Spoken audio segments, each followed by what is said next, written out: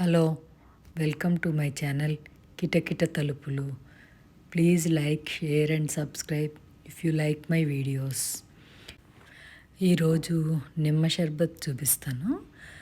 మన నిమ్మకాయ రసం ఒక గ్లాస్తో కొలిసి పక్కన పెట్టుకోవాలి.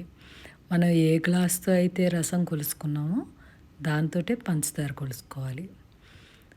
సో నేను నాలుగు గ్లాసులు పంచదార, ఒక గ్లాసు నిమ్మరసంకి 4 గ్లాసులు పంచదార. మీరు కప్పు రసం తీసుకుంటే 4 కప్పులు వేసుకోండి. ఏదైతే కప్పుతో నిమ్మరసం మెజర్ చేశారో దాంతో పంచదార కూడా మెజర్ చేసుకోవాలి. సేమ్ అదే గ్లాస్తో 2 గ్లాసులు నీళ్లు పోసుకోండి పంచదారలో.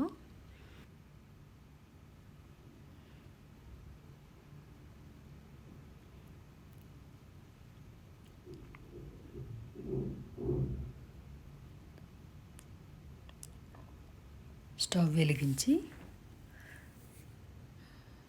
మరగనివ్వండి. పంచదార కరిగాక మరుగుతం స్టార్ట్ అయ్యాక చెక్ చేసుకుంటూ ఉండండి. ఎక్కువ ముదురు పాకం రాకూడదు, జస్ట్ జిగురుగా ఉంటే సరిపోద్ది. పాకం అవసరం లేదు దీనికి.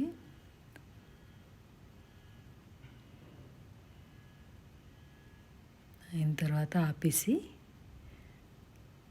చల్లారనివ్వండి.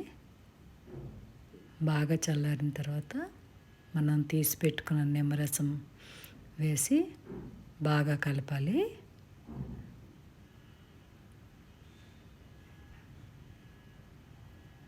ఇది గుర్తుపెట్టుకోండి, పాకం బాగా చల్లారాలి. తర్వాత ఒక డ్రై బాటిల్లో, గ్లాస్ బాటిల్లో వేసి స్టోర్ చేసుకోవాలి. ఈ పూసలు, నిమ్మరసంలో ఉన్న పూసలు ఇష్టం లేని వాళ్ళు వడకట్టుకోవచ్చు. నేనైతే వడబోయలేదు. ఇలా సర్వ్ చేసుకున్నప్పుడు గ్లాసులో కొద్దిగా షర్బత్ వేసి చల్లటి నీళ్ళు పోసి బాగా కలిపి సర్వ్ చేసేయాలి. ఇష్టమైన వాళ్ళు ఐస్ వేసుకోవచ్చు. ట్రై చేస్తారా మరి?